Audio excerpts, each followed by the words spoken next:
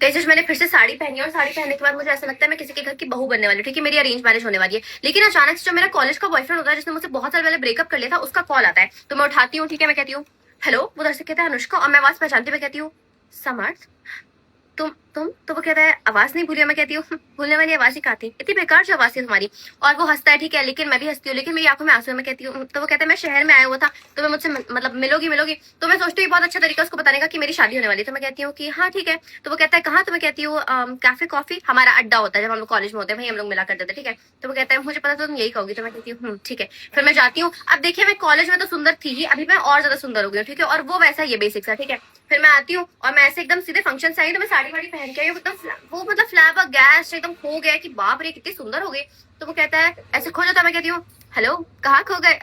तो वो कहता है तुम बहुत ज्यादा सुंदर हो गई हो। मैं कहती हूँ शट अप, चलो बैठे। तो वो कहता है ठीक है, वैसे चेयर खींचता है। फिर वेटर आता है ऑर्डर लेने के लिए, वो ऑर्डर मेरा बता देता है कि ये कैपुचिनो पी गया। मैं ऐसे देखती हूँ, मैं कहती हूँ तुम अभी भी नहीं भूले? तो वो कहता है भूलने वाला ऑर्डर ही कहा था, इतना बेकार जो ऑर्डर था तुम्हारा। तो मैं कहती हूँ वो भी हंसता है हाँ हाँ करके, ठीक है। फिर हम लोग बैठ के बातें करते हैं। अब वो कहता है और बताओ क्या चला था। मैं कहती हूँ मेरी शादी होने वाली है। वो हंसता है, कहता है मैं सीरियस हूँ। मैं कहती हूँ हाँ मैं भी।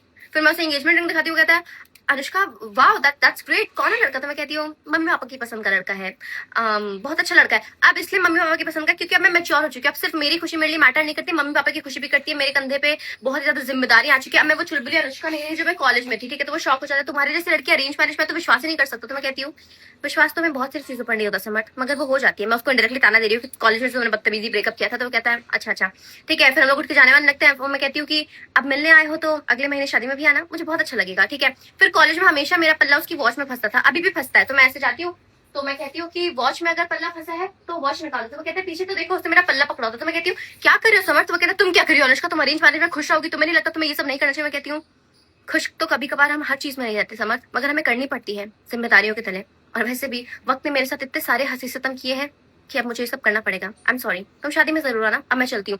और वो शॉक्ड रह जाता है कि ओ माय गॉड कितनी चेंज हो गई है। फिर वो मेरे पीछे पीछे आता है, शादी रोकने की कोशिश करता है, बट मैं उससे शादी नहीं करती हूँ। मैं अपने अरेंज मैरिज वाले लड़के से ही शादी करती हूँ क्योंकि मैं इतनी बेवकूफ नहीं हूँ कि इसने मेरे साथ इतनी बदतमीजी की है और मैं इसको मुंह लगाऊं। तो बस साड़ी पहन के ही मुझे इसमें इमेजिनेशन आती है। तो मैंने सोचा शेयर कर दूं, आप लोग मेरी शादी में जरूर आइएगा, ठीक है। Bye, love you.